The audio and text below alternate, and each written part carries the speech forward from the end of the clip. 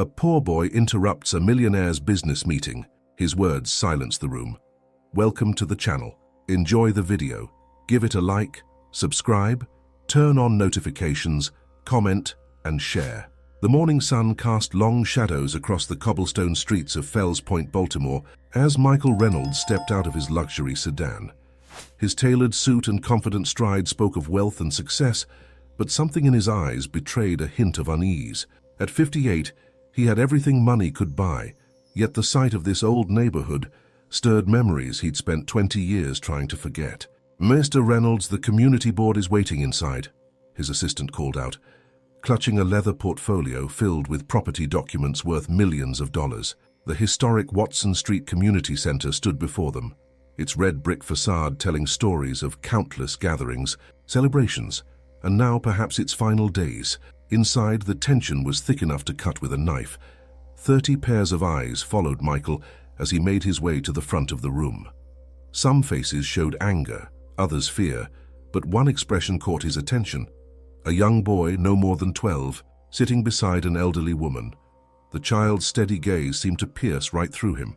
"Ladies and gentlemen," Michael began, his voice carrying the authority of someone used to getting his way, "the Reynolds Development Corporation has acquired 80% of the properties in this historic district. Our luxury apartment complex will bring new life to this declining neighborhood. We're offering generous relocation packages to all residents." A murmur of discontent rippled through the crowd. The elderly woman beside the boy stood up, her silver hair gleaming in the fluorescent light. "I'm Grace Wilson," she announced, her voice strong despite her years. "I've lived here for 40 years. This isn't just property to us, Mr. Reynolds. This is our home." Michael had heard similar speeches in dozens of communities, but something about Grace Wilson's voice made him pause. It carried a familiar tone that tugged at distant memories. "The decision has been made," David Parker, Michael's business partner, interjected smoothly. "Construction begins in 90 days. The future of Baltimore's waterfront depends on this development." Suddenly, the young boy shot up from his seat. "What about our future?" His voice rang clear and confident. "I've prepared something you need to see, Mr. Reynolds." Before anyone could stop him, the boy marched forward, clutching a worn, leather-bound journal. Michael found himself staring into eyes that seemed hauntingly familiar. "My name is Marcus Wilson," the boy declared, "and this journal belonged to my mother. She wrote about this neighborhood, about its people, and about you, Mr. Reynolds." The room fell silent. Michael's hand trembled slightly as he accepted the journal, its pages yellowed with age. The name inscribed on the first page made his heart stop. Sarah Wilson. David Parker stepped forward, attempting to take control of the situation, but Michael barely heard him. Images flooded his mind. A summer 20 years ago, a young social worker with dreams of changing the world, promises made and broken. "Where did you get this?" Michael's voice was barely a whisper. "From my grandmother," Marcus replied, gesturing toward Grace. "My mother wanted you to have it, but she never got the chance to give it to you. She died 5 years ago." The wealthy developer's facade cracked slightly. Sarah Wilson. He hadn't allowed himself to think that name in years, but now. A commotion at the back of the room drew everyone's attention. Frank Morrison, the British investor backing the project, burst in with his usual dramatic timing. "Reynolds, we need to discuss some urgent matters regarding the development." But Michael couldn't tear his eyes away from the journal or from Marcus's face, which held features that seemed increasingly familiar with each passing second. Grace Wilson stood again, her expression a mix of determination and something else. Was it pity? "Mr. Reynolds, there's more you need to know, much more, but this isn't the time or place." The community meeting dissolved into chaos, with David Parker trying to maintain order while Morrison demanded Michael's attention. But Michael Reynolds, the man who had built an empire worth countless millions, stood frozen, the journal in his hands feeling heavier than any business contract he'd ever held.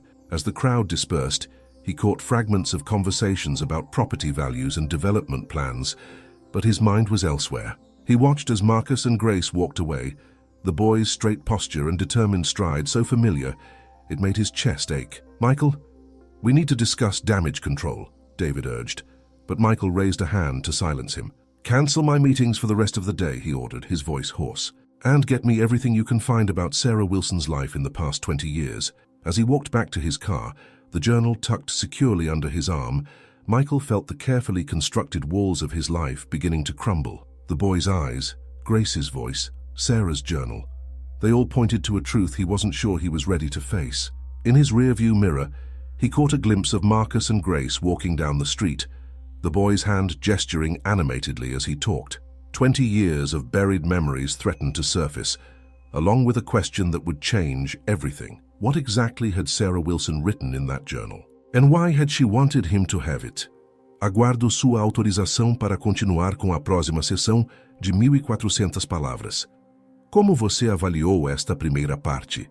Atendeu suas expectativas de mistério e desenvolvimento da trama? Copiar, continue riste e mock English. Ótimo. Vou prosseguir com a segunda sessão de 1.400 palavras, mantendo o mistério e a tensão, desenvolvendo mais os personagens e suas motivações. The evening shadows lengthened across Michael Reynolds' penthouse office as he sat alone, Sarah's journal open on his mahogany desk. His fingers traced the familiar handwriting, each word bringing back memories he'd locked away for 2 decades. I thought I might find you here. David Parker's voice broke through his thoughts. The investors are getting nervous, Michael. Morrison's been calling all afternoon. Michael barely looked up. Did you get the information I asked for?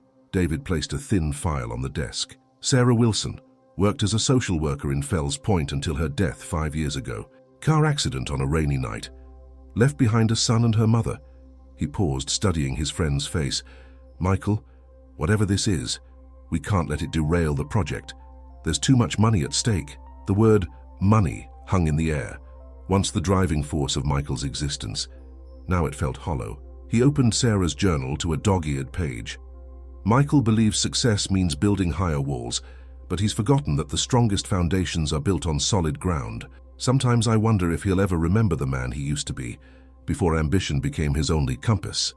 A knock at the door interrupted his reading. His assistant entered, looking uncomfortable.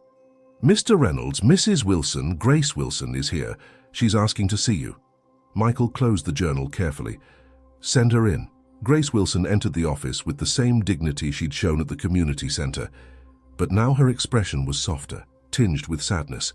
You've been reading Sarah's words, she said, gesturing to the journal. It wasn't a question. David, give us the room, Michael ordered. After his friend reluctantly left, he turned to Grace. Why now? After all these years. Grace settled into a chair, her eyes never leaving Michael's face. Sarah never stopped loving you, you know. Even after you chose your ambitions over her. Even after you left without knowing she was pregnant. The words hit Michael like a physical blow. She never told me. Would it have made a difference? Grace's voice was gentle but firm. The Michael Reynolds she knew disappeared into boardrooms and billion-dollar deals. The man who used to spend evenings helping at the community center, who dreamed of building homes people could afford, he vanished. Michael's hands clenched. I built something meaningful, created jobs, developed properties, and now you're here to destroy the very community that shaped you. Grace interrupted. The same streets where you and Sarah fell in love, where you once talked about making a difference. Outside the floor-to-ceiling windows, Baltimore's lights twinkled like stars. Michael remembered walking these streets with Sarah, planning their future. Marcus, he said softly. He's my son. Yes. Grace's eyes filled with tears. Sarah wanted to tell you so many times, but you'd changed. Your name was in the papers, always with another luxury development, another million-dollar deal. She didn't want Marcus to feel like a burden to your new life. Michael stood abruptly, walking to the window. That boy today, standing up to me in front of everyone, he has her courage. And your determination, Grace added. He's been leading the campaign to save the neighborhood. Sarah would have been proud. A memory surfaced. Sarah's laugh, her passion for helping others, the way she'd believed in him before anyone else did. The journal. He turned back to Grace. Why did she want me to have it? Read it, Grace said, standing. Really read it. Sarah wrote it during her last year after her diagnosis. Diagnosis? Michael's voice cracked. I thought, the car accident. The accident happened because she blacked out at the wheel. The cancer had spread to her brain by then. Grace moved toward the door, then paused. Marcus doesn't know you're his father. Not yet. Sarah wanted you to read the journal first, to understand what you'd be taking on if you chose to be in his life. He's not a business deal, Michael. He's your son. After Grace left, Michael returned to the journal, his hands shaking as he turned the pages. Sarah's words painted a picture of their son growing up. His first steps, his love of books, his fierce sense of justice. She documented everything, creating a bridge across the years he'd lost. His phone buzzed repeatedly, messages from David about urgent meetings, from Morrison about investment deadlines. Michael ignored them all, lost in Sarah's world, in the life he'd never known existed. A particular entry caught his eye. Today, Marcus asked about his father. I showed him the old photograph of you at the community center, groundbreaking. His eyes lit up when I told him how you used to dream of building homes that would bring people together, not drive them apart. He has that same light in his eyes when he talks about protecting our neighborhood. I hope someday you'll see it too. The sound of distant sirens drew his attention to the window. From his penthouse view, he could see Fells Point, where his son and his past waited. The development plans lay forgotten on his desk, covered now by the weight of Sarah's words and 20 years of choices he couldn't undo. His phone buzzed again, a text from David. Morrison wants to meet tomorrow. Says he has a way to speed up the evictions. Need your approval. Michael stared at the message, then back at the journal. Somewhere in those streets below, a 12-year-old boy was probably working on his next strategy to save his neighborhood, unaware that his father's signature could either destroy or preserve everything he was fighting for. Aguardo sua autorização para continuar com a terceira sessão de 1.400 palavras. Como você avaliou esta segunda parte? Mantive o mistério e atenção conforme solicitado. Copiar continue Histiemok inglês, prosseguindo com a terceira sessão de 1.400 palavras, mantendo a atenção e desenvolvendo mais as intrigas e revelações. The next morning dawned gray and cold over Baltimore's harbor. Michael sat in his parked car outside the modest two-story house where Grace and Marcus lived, Sarah's journal resting on the passenger seat. He'd spent the entire night reading, each page revealing more of the life he'd missed. His phone buzzed for the 10th time. David Parker again. Finally, he answered. This better be important. Where are you? David's voice was tense. Morrison's waiting in the conference room. He's threatening to pull his investment if we don't move forward immediately. Tell him I'll be there when I get there. Michael ended the call, his attention drawn to Marcus, who emerged from the house wearing a backpack. The boy paused on the porch, checking something in a folder with the same focused expression Michael recognized from countless business meetings. His own expression. Grace appeared behind Marcus, handing him a lunch bag. Their easy interaction made Michael's chest tighten with an unfamiliar ache. He watched as his son, the word still felt strange, headed off to school, walking with purpose down the tree-lined street. Without fully realizing his intention, Michael found himself following at a distance. Marcus turned into Henderson's Diner, a small establishment that had been a neighborhood fixture for decades. Through the window, Michael watched as the elderly owner greeted Marcus warmly, sliding a hot chocolate across the counter. He comes here every morning. Grace's voice beside his car window made him start. Just like Sarah used to. Just like you used to, if I remember correctly. Michael rolled down the window. I used to get coffee here before heading to my construction job. Old man Henderson would always say, "Can't build a future on an empty stomach," Grace finished, a sad smile playing on her lips. Some things don't change. She glanced at the journal in his car. Have you finished reading? Most of it. Michael's voice was rough. The last entry. She wrote it the day before. Grace nodded. She knew time was running out. That's why she wrote about the trust fund. Michael's head snapped up. What trust fund? Keep reading, Grace said simply, turning to leave. But Michael, whatever you decide about the development, remember that some investments can't be measured in dollars and cents. The drive to his office was a blur. In the elevator, Michael finally read the journal's last entry, dated just one day before Sarah's accident. His hands trembled as he absorbed her final words. My dearest Michael, if you're reading this, then our son has found you. I've set aside everything I could save, not much by your standards, but enough to start a small trust for Marcus's education. It's at Harbor Bank, in a joint account under both our names. I never touched your money, never asked for anything because I wanted Marcus to understand that true wealth isn't about property or power. It's about the lives we touch, the communities we build. The elevator doors opened directly into the conference room where Frank Morrison and David Parker waited. Morrison, impeccable in his British tailoring, stood with barely contained impatience. Finally, Morrison's accent was clipped. We have a situation that requires immediate attention. The community's resistance is gaining media traction. I've prepared a more aggressive strategy for acquiring the remaining properties. David slid a document across the table. We've identified pressure points for each holdout. Financial difficulties, tax issues, code violations we can exploit. Where did you get this information? Michael interrupted, scanning the paper. Morrison smiled thinly. Let's just say I have resources. For instance, that troublesome boy and his grandmother? Turns out they're behind on their property taxes. One phone call to the right person.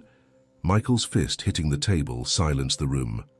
That troublesome boy is my son. The silence that followed was deafening. David's face drained of color. Morrison's expression shifted from shock to calculation. Well, Morrison recovered first. This is an interesting development. Perhaps we can use this to our advantage. Offer them a premium buyout, special considerations. Get out. Michael's voice was deadly quiet. I beg your pardon? Get out of my office, both of you. Michael stood, his full height imposing. And Morrison? If anything happens to that family or their home, if anyone so much as leaves a threatening note on their door, I'll personally ensure that every business contact you have learns about your resources and methods. After they left, Michael sank into his chair, Sarah's journal open before him. A photograph slipped from between its pages. Sarah and a 7-year-old Marcus at the harbor, both laughing at something beyond the camera's view.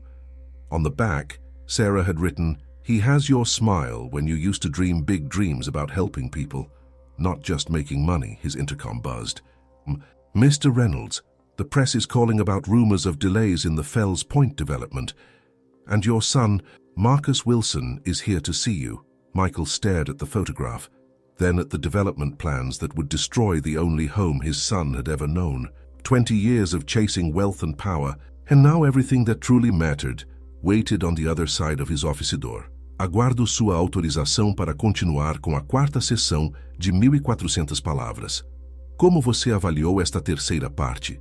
Mantive o desenvolvimento da trama e a tensão conforme solicitado? Copiar, continue, riste mock inglês prosseguindo com a quarta sessão de 1.400 palavras, aumentando a tensão e desenvolvendo ainda mais os conflitos rumo ao clímax. Send him in.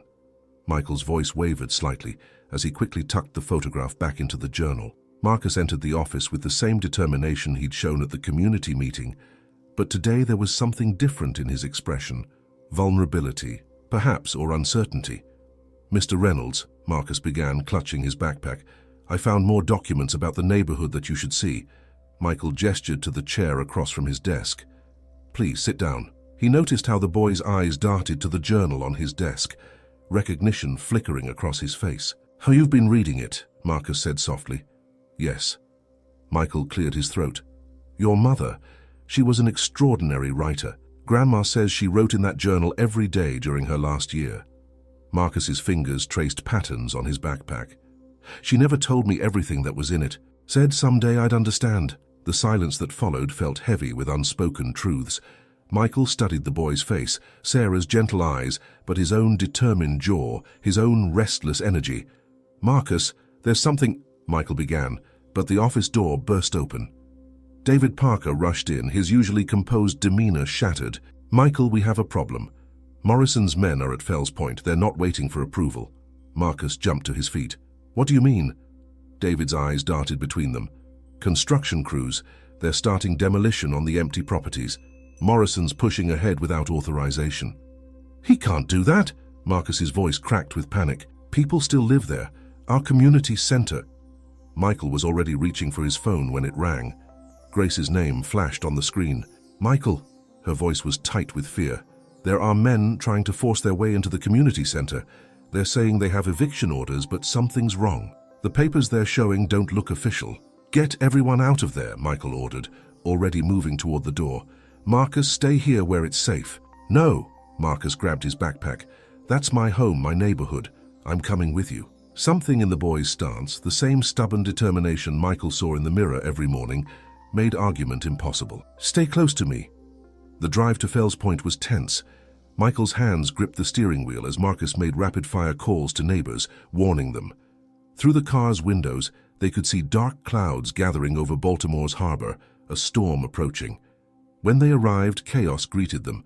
Construction equipment loomed near the community center like yellow mechanical monsters. Morrison stood in the middle of it all, shouting orders while residents gathered on the sidewalks, many still in their pajamas. "Stop this immediately!" Michael's voice boomed across the street. Heads turned, activity paused. Morrison strode over, his expensive shoes clicking on the pavement. "Reynolds, this is happening with or without you. The contracts are signed, the properties are legally—" "The properties aren't all yours," Grace's voice rang out as she emerged from the crowd. She held up a stack of papers. "Sarah left something else besides that journal. Documentation proving that half the community center's ownership was transferred to a trust in Marcus's name." Morrison's face reddened. "Impossible. Our research—" "Your illegal research, you mean?" David Parker stepped forward, surprising everyone. "I've got copies of every document showing how you obtained private information, forged papers, threatened residents. Did you really think I wouldn't keep evidence of your methods?" Michael turned to his business partner in shock. "You knew?" David met his gaze steadily. "I've been gathering proof since Morrison first approached us. I knew someday you'd need to see the truth about who you were really dealing with." Thunder rumbled overhead as the first raindrops fell. Morrison's face twisted with rage. "You're making a mistake, Reynolds. This development could have made us billions. Instead, you're throwing it all away for what?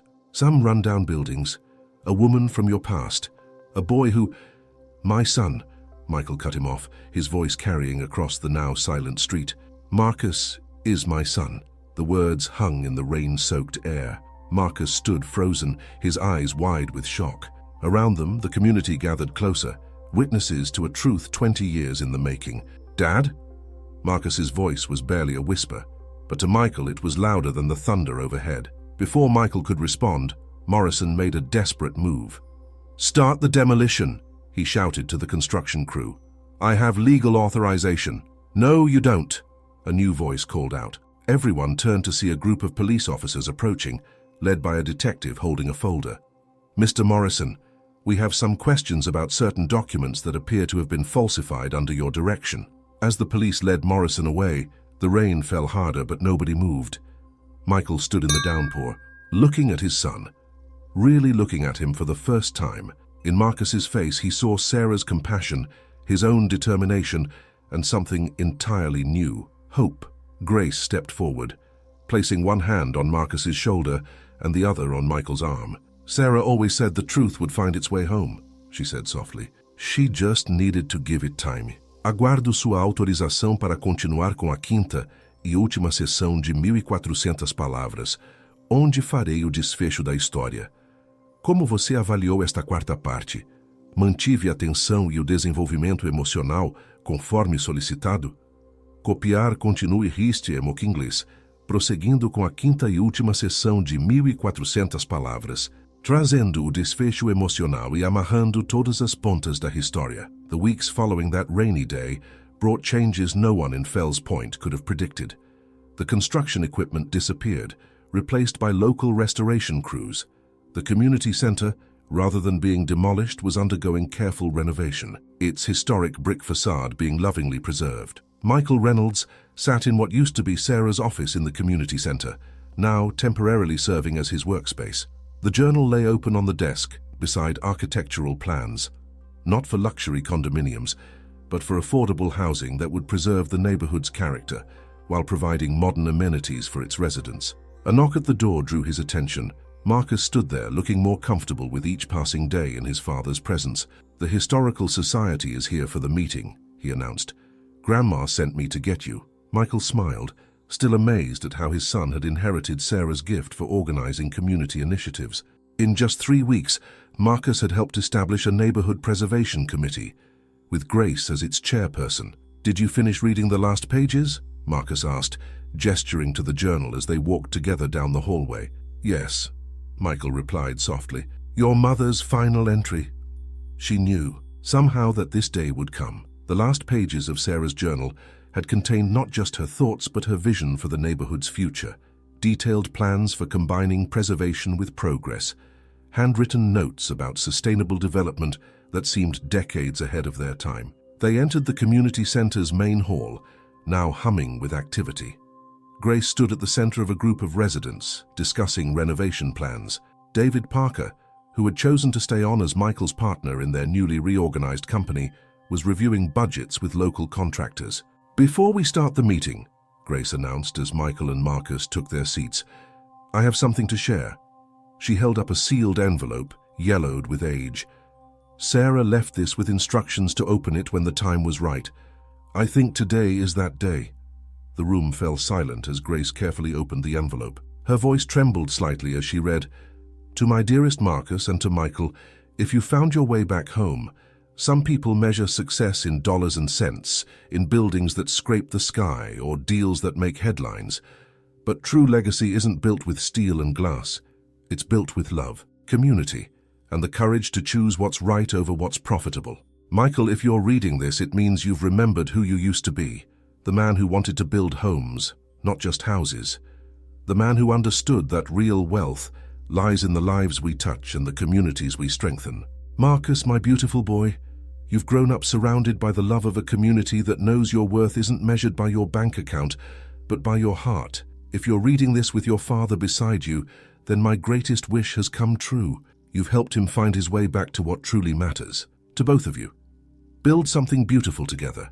Not just buildings, but bridges between the past and future, between profit and purpose, between father and son. The plans I've left behind aren't just for preserving buildings, they're for preserving hope, community, and family. All my love, Sarah." The silence that followed was broken only by quiet sniffles throughout the room. Michael felt Marcus's hand slip into his, squeezing gently. "She left one more thing," Grace said, pulling out a faded photograph. It showed a young Michael and Sarah standing in front of the community center, arms full of renovation supplies. "This was taken the day you two first met, when Michael volunteered to help repair the center's roof." Michael remembered that day clearly now, how Sarah had laughed when he'd gotten paint in his hair, how they'd talked for hours about their dreams for the future. He'd wanted to build communities then, not just properties. Somewhere along the way, he'd forgotten that. The renovation team found something interesting behind the walls during their inspection, David spoke up, unrolling a set of blueprints. "The community center's original foundation is actually stronger than we thought. It just needs some care and attention to stand for another 100 years. Like family," Marcus said quietly, looking up at his father. "Sometimes the foundations are strong. They just need time to be rediscovered." Over the next hour, the meeting progressed with plans being finalized for the neighborhood's revitalization. Local businesses would be protected, historic homes preserved, and new construction would complement, not overwhelm, the existing architecture. Michael watched as Marcus moved confidently through the crowd, offering suggestions that bridged the old and the new, just like his mother would have done. As the meeting wound down, Grace approached Michael with a small box. "Sarah wanted you to have this too when the time was right." Inside was a key, old, brass, and familiar. The key to her office. Michael recognized it immediately. "Your office now," Grace corrected gently, "or rather yours and Marcus's. Sarah always kept space in there for community projects. I think she knew someday it would become a place where father and son would work together." Later that evening, as sunset painted Baltimore's harbor in shades of gold, Michael and Marcus stood on the community center's roof, the same roof where Michael and Sarah had first met all those years ago. "Dad," Marcus asked, looking out over the neighborhood they'd saved together, "do you think Mum would be proud of us?" Michael pulled Sarah's journal from his pocket, touching its worn cover gently. "She was always proud of you, Marcus. And I think she knew we'd find our way here eventually. She left us the map, in her words, in her plans in you." Below them, Fells Point was coming alive with evening activity. Lights twinkled in shop windows, neighbors chatted on stoops, and the sound of laughter drifted up from the street. This was the true wealth Sarah had written about, not the kind that filled bank accounts, but the kind that filled hearts and built legacies. "Ready to head home?" Michael asked his son. "Grace is expecting us for dinner." Marcus smiled, Sarah's smile, and nodded. Together they walked down from the roof where a love story had begun 20 years ago, and where a new story was just beginning.